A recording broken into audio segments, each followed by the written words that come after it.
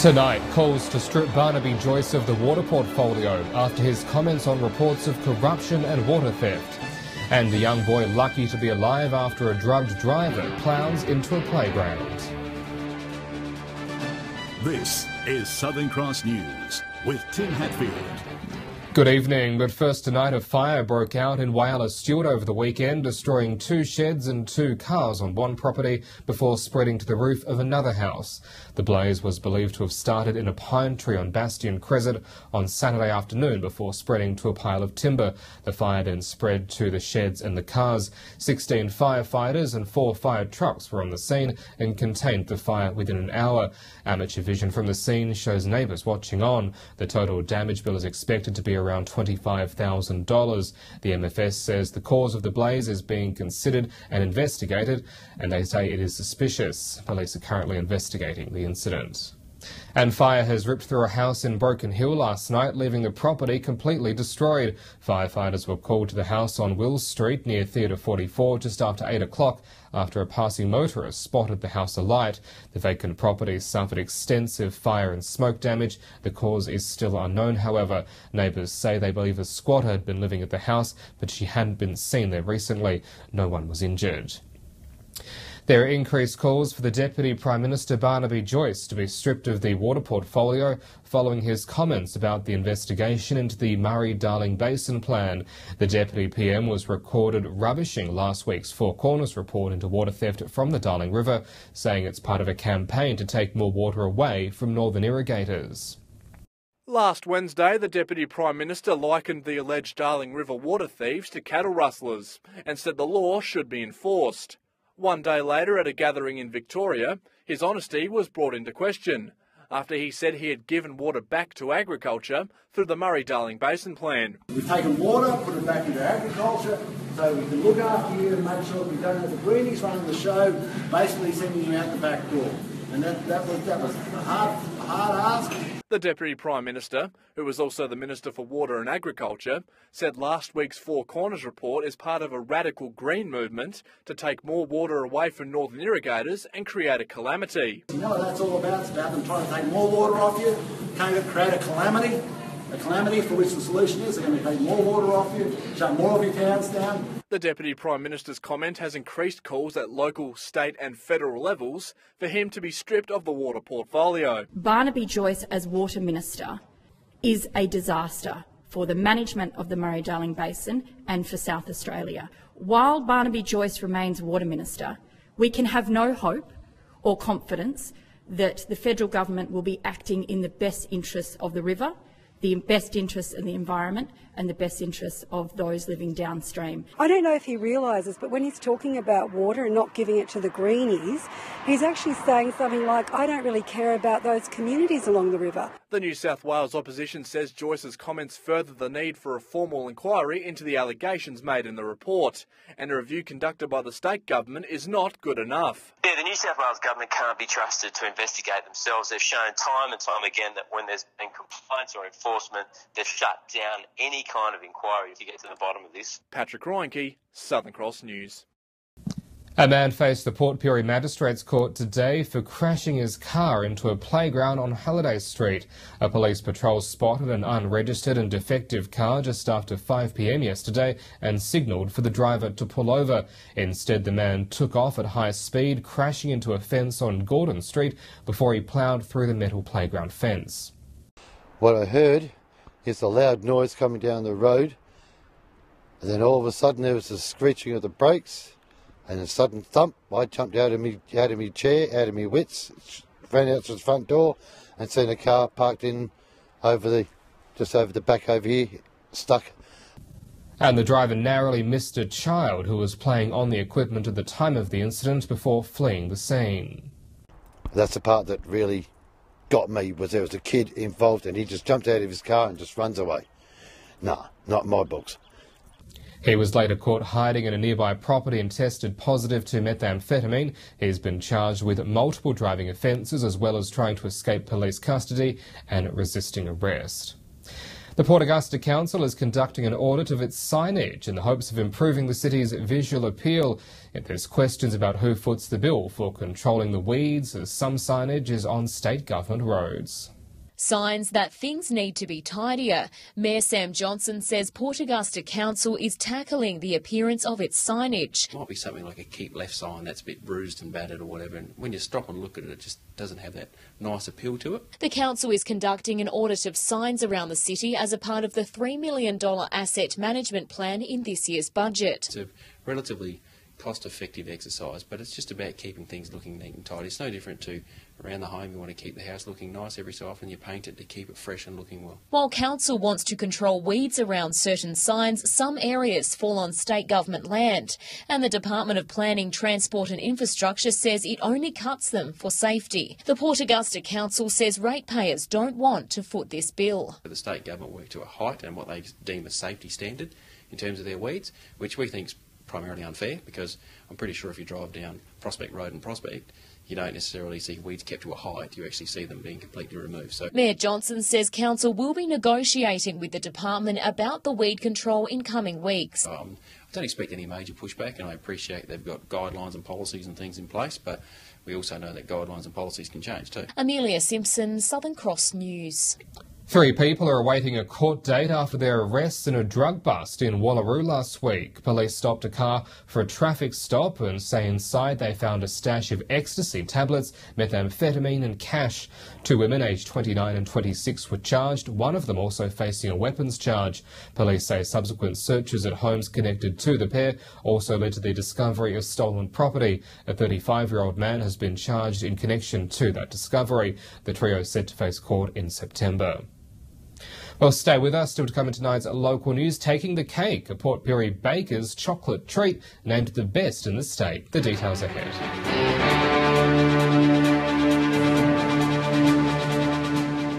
Welcome back. Port Lincoln police are appealing for members of the public to come forward if they witnessed a collision between a car and a pedestrian earlier this month. The collision occurred on Liverpool Street just before 11 a.m. on Tuesday the 18th, when a red sedan struck an elderly woman in a car park. The woman fell to the ground and suffered a fractured wrist. The female driver of the sedan stopped and assisted the injured person before leaving the scene. Police are asking for the female driver to come forward, or for anybody with information about the incident or the car to make themselves known to police. A woman's embarked on a 4,500-kilometre walk from Melbourne to Western Australia to raise awareness for Alzheimer's and dementia. Sue Wellington set off on her journey 3 months ago, arriving on the Eyre Peninsula before facing her toughest challenge, the Nullarbor.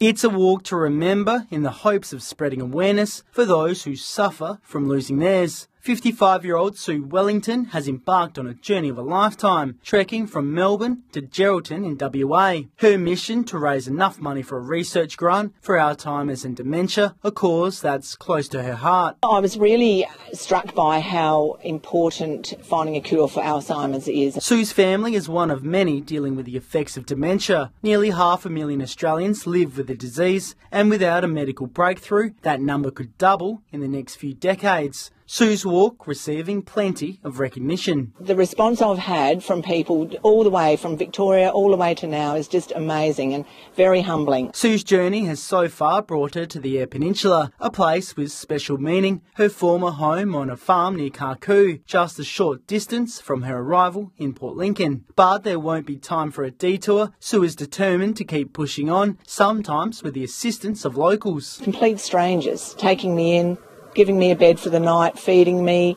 Just the kindness is incredible. Sue's Road to Remember has so far raised $13,000 and is on track to reach her $25,000 goal. But her biggest obstacle lies in front of her, one she's taking in her stride. I'm really excited about the Nullarbor. I'm looking forward to the space and the solitude, and I think it will give me some perspective. Sue aims to reach her destination sometime in November and hopes her walk paves the way for others. Jason Kemp, Southern Cross News.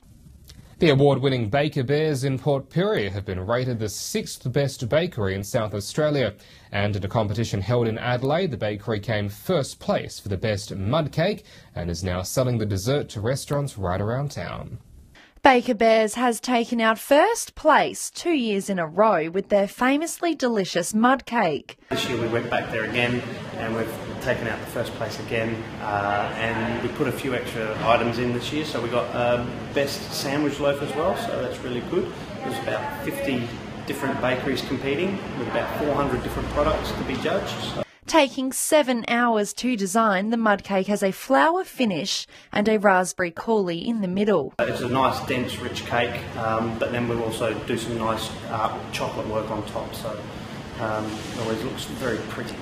Making hundreds of mud cakes every week, Michael says he expects to sell even more since winning the competition, and swears to keep the winning ingredient a secret. There is, but I'm keeping it to myself. I've noticed there is, but I will definitely keep that one to myself. Baker Bears also ranked 5th for the best donuts and 4th in the finger bun section. And now, because of the high demand, Baker Bears has recently opened a second store in Port Broughton, with talks of the possibility of opening a third store somewhere else in regional South Australia. Rachel Nell, Southern Cross News. Students from 2 local schools gathered in Boolaroo today to hear an important road safety message from those who have seen the aftermath of road crashes firsthand. They heard from a road crash survivor and a first responder in the hopes of shocking them into safe behaviour on the road. An important road safety message from someone who almost didn't live to tell his tale. A pit played around the stop sign and T-boned me while I was on a motorcycle. And as a result of him T-boning me, both of my legs were broken, right wrist was crushed, all the ribs on my left side of my body were broken, left collarbone was broken, and all my internal organs were bruised. Yudi was put in a coma for 46 days and was given a 10% chance of survival, yet today, alongside MFS station officer Gavin Holland, here he is. And it's important that we educate the kids as to hear the things that can occur to you and quickly change your life if you're not conscious of what's happening to you or what's happening on the roads around you. He says he hopes to show students that road crash effects aren't always visible. My voice box collapsed, so I've had 4 voice box rebuilds. And so as a result of that, I have to have voice work every day. There's other rehab I do in the gym, which is about 4 times a week. And that's all that is just to prevent me from having excessive pain. Gavin Holland from the MFS has seen road crashes firsthand. Being in the fire service for over 30 years, and being predominantly a road crash rescue specialist, if you like, every time you see an incident, it affects you. He says the MFS's road awareness program carries an important message for teenagers in the region. We want people to take hold of road safety and own it. We want the young South Australian teenagers, our target audience is 16 and 19-year-olds, we want them to become responsible road users, and that includes being a passenger, pedestrian, and particularly obviously a driver as well. Amelia Simpson, Southern Cross News. Well, stay with us. When we return after the break, we'll whip around the grounds and check the results from the weekend's local footy. The details ahead.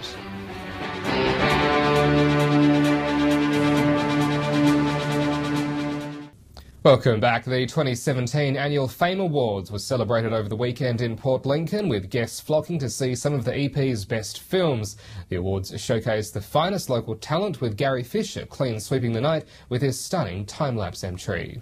With a walk down the red carpet and a pose for the paparazzi, the 2017 Port Lincoln Fame Awards got underway. Arrivals were transported to Willy Wonka's Chocolate Factory, the Port Lincoln City Band, filled with Oompa Loompas. Guests were entertained with more performances than ever before, MTC Dance taking centre stage. Organisers thrilled with the turnout. Got pretty much a sellout crowd, record number of entries, the hall looks fantastic, everyone looks awesome dressed up coming on the red carpet, really excited. The first award went to Matthew Freak and Jock Carr in the under-15s category, their film decisions leaving the audience in stitches. The best original went to The Dark Clouds, but it was local filmmaker Gary Fisher who swept the night, taking home the best short film and the People's Choice Awards for his spectacular time-lapse video. The film taking Gary almost 3 years to complete, the award filling him with emotion. The judges also acknowledging the record entries this year. There's been such a great variety of entries, but The winners were outstanding. The successful night was capped off by a 3D experience, the room watching on with the help of some unique goggles, organisers already thinking about how to top the event next year. Hopefully we will be looking at doing this again next year and keep growing. Jason Kemp, Southern Cross News. To the local footy now, and there were some big wins and some close encounters across the leagues over the weekend. Patrick Runke joins us now, and there was a few thumpings in the SGL, Pat. Yeah, that's right, Tim. There were 3 one-sided games in the SGL on Saturday, and none were bigger than Solomon Town's demolition of Port. The top-of-the-table Cats had no problem dispatching the second-to-last Bulldogs, with the winning margin in the triple digits. Solly started like a house on fire and quickly broke away from the home side. The Cats slotted 6 majors during the quarter to lead by 36 at the first break. It was more of the same in the second, with Solly dominating the play and having the game all sewn up by half-time. Standout performances from Travis McIntyre, Jonathan Hayes and Corey Davey ensured the premiership favourites had an easy win, with the Cats heading home as 105-point victors. In the other games, Prop Risdon defeated West Augusta by 46 points and South Augusta defeated Central by 43. Here in the Silver City, South soured North's Oldtimers weekend, beating them by 5, and Central vanquished West's finals chances with a solid home win. In Whyalla, Rupina beat North, West thumped Central, and Wiruna Bay just got past South. To Port Lincoln and Wayback got a big win over Marble Range, which now sees both sides tied for second on the ladder.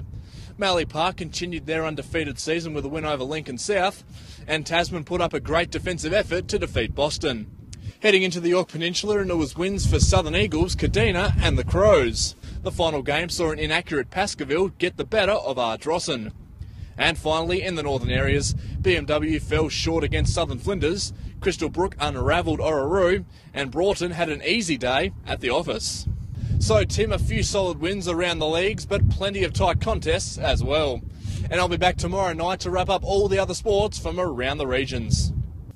Great, thank you, Pat. We'll see you tomorrow. We'll stay with us after the break, a look at how the local weather is panning out for the week ahead.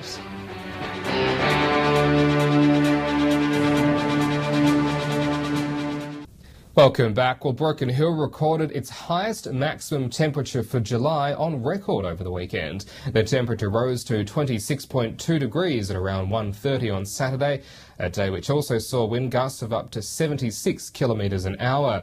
The high maximum beat the previous record of 26.1 set back in 1975. Surrounding towns also recorded unseasonably high maximums over the weekend. Today, though, not as warm. It was quite wet, though, with showers about for Port Pirie, Port Lincoln, both on 16 today. A fine 18 for Port Augusta and 17 in Whyalla. Fine for 17 also in Broken Hill. On the national satellite, a high over the state's north is pushing cloud cover across our region, with some decent showers expected over the next few days. Out on the waters, the winds to 10 knots in variable, the seas to 1.5 metres in southwesterly. Sunrise is just before 7:15. So looking into tomorrow, it's fine, a cool start, then 20 in Port Augusta, 19 for Whyalla, Port Pirie and Port Lincoln both on 18, and a sunny 17 in Broken Hill. And then looking ahead, we're in for more rain later in the week, 15 on Wednesday in Port Lincoln and 16 for Thursday, and a wet and windy 17 forecast for Friday. Cleveland 13 and 15 for Wednesday and Thursday. Woodner 15 midweek, and also fairly wet into Friday. Whyalla rain and 15 for Wednesday and then 16 for Thursday, the same for Port Augusta, leading to a cloudy 18 degrees, Kadina 14 on Wednesday and 15 degrees on Thursday, Port Pirie wet 14 for Wednesday and then 15 for Thursday, Clare down to just 11 for Wednesday with showers and 12 degrees on Thursday, Broken Hill also copying the wet stuff on Wednesday, 15 the top, then an overcast day on Thursday. And that is the local news for this Monday evening. Don't forget, as always, you can stay up to date with us on Facebook and on Twitter. You can also drop us an email. We'll see you back here tomorrow night from 6:30. I'm Tim Hatfield from the Southern Cross News team. Enjoy your evening. Good night.